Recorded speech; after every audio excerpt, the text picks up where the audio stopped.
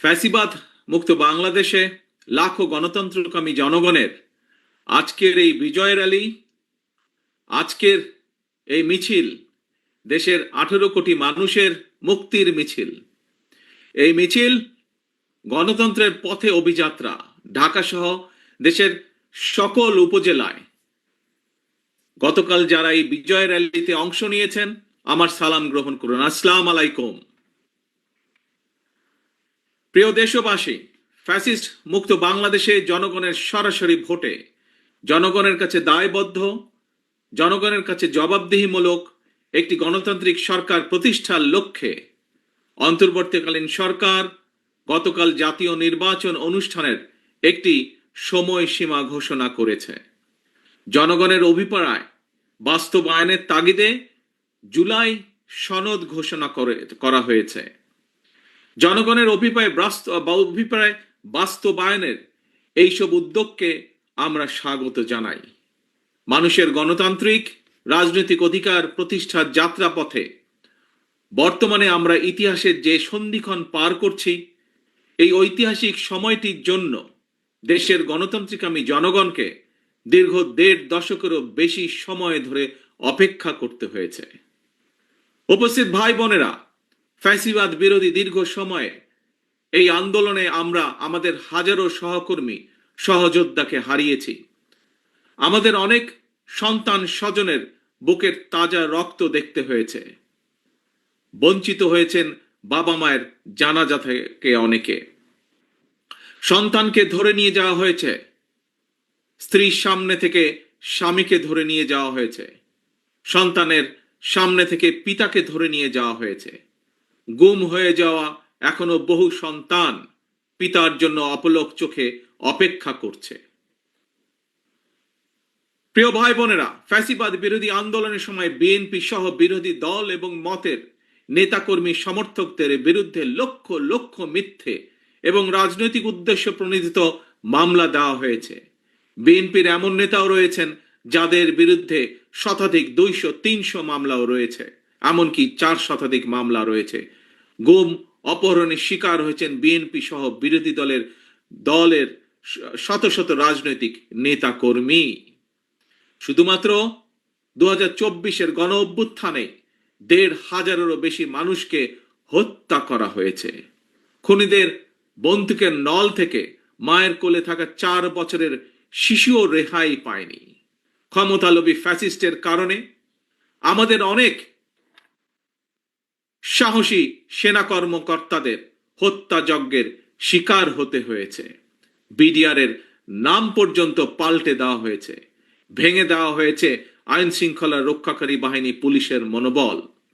প্রিয় দেশবাসী, পতিত পরাজিত পলাতক স্বৈরাচারের আমলে দেশে অন্ধকারের রাজত্ব কায়েম করা হয়েছিল।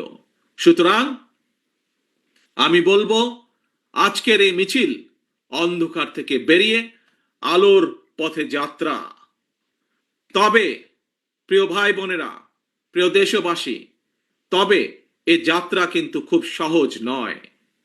ফ্যাসিবাদ, উগ্রবাদ, চরমপন্থা যাতে আলোর পথে অন্ধকারের রেখা টেনে দিতে না পারে, এই ব্যাপারে গণতান্ত্রিকামী জনগণকে, গণতান্ত্রিকামী বাংলাদেশের প্রতিটি ভাই বোনকে আমি সদা সতর্ক থাকার আহ্বান জানাই। প্রিয় ভাই বোনেরা,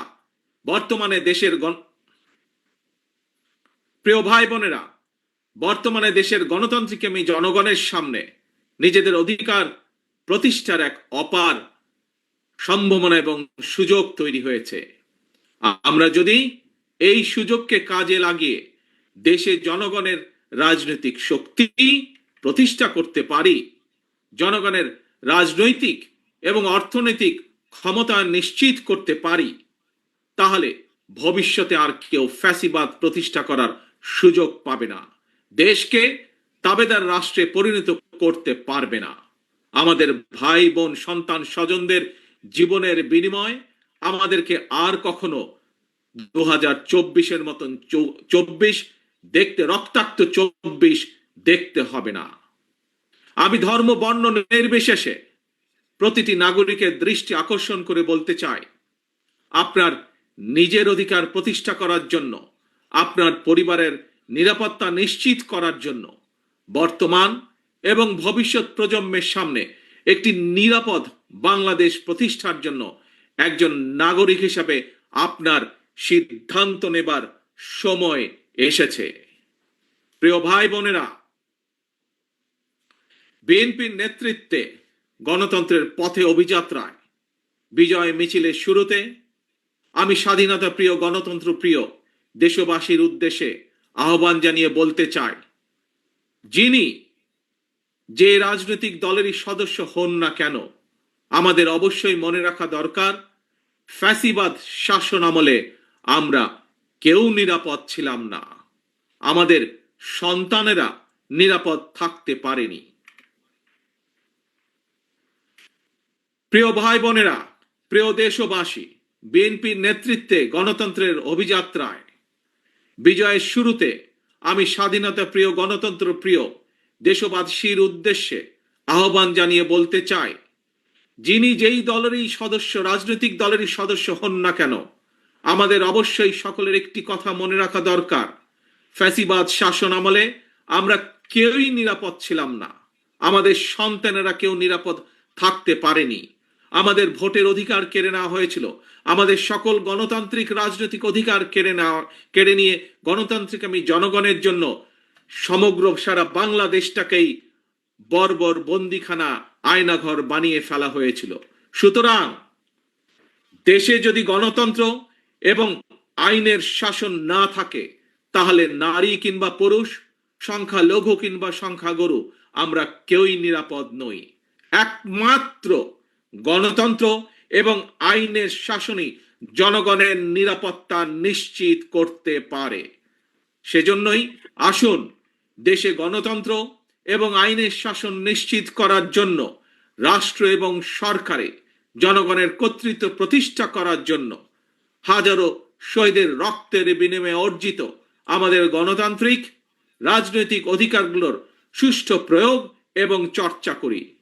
প্রিয় ভাই বোনেরা, প্রিয় রাজনৈতিক দলের সদস্যবৃন্দ, বিভিন্ন ইস্যুতে আমাদের মধ্যে ভিন্ন ভিন্ন মতভেদ থাকবে, কিন্তু সেই ভিন্ন মত নিরসনে আলোচনা হবে। তবে জাতীয় ইস্যুতে গণতন্ত্রের পক্ষের রাজনৈতিক দলগুলোর মধ্যে যাতে মুখ দেখাদেখি বন্ধ না হয়, সেই লক্ষ্যে জাতীয় স্বার্থে আমাদের সকলকে ঐক্যবদ্ধ থাকা প্রয়োজন এবং প্রয়োজন। কারণ আমি বিশ্বাস করি জাতীয় স্বার্থে আমাদের সকলকে ঐক্যবদ্ধ থাকা প্রয়োজন।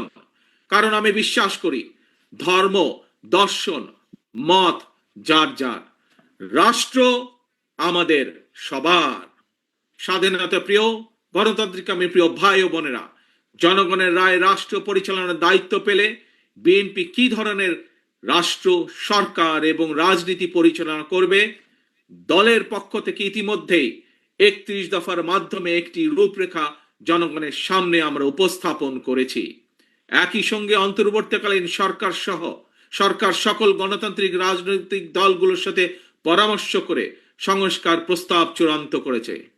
তবে দেশ এবং জনগণের কল্যাণে এই সকল কর্মসূচি বাস্তবায়নের জন্য বিএনপি দেশ এবং জনগণের কল্যাণে এই সকল কর্মসূচি বাস্তবায়নের জন্য বিএনপি জনগণের সমর্থন এবং সহযোগিতা চায়। সবশেষে ফ্যাসিস্ট মুক্ত বাংলাদেশে বিএনপির উদ্যোগে আজ রাজধানী সহ সারা দেশে বিজয় র্যালির কর্মসূচির সাফল্য কামনা করছি। আল্লাহ হাফেজ। বাংলাদেশ জিন্দাবাদ। বাংলাদেশ জাতীয়তাবাদী দল জিন্দাবাদ।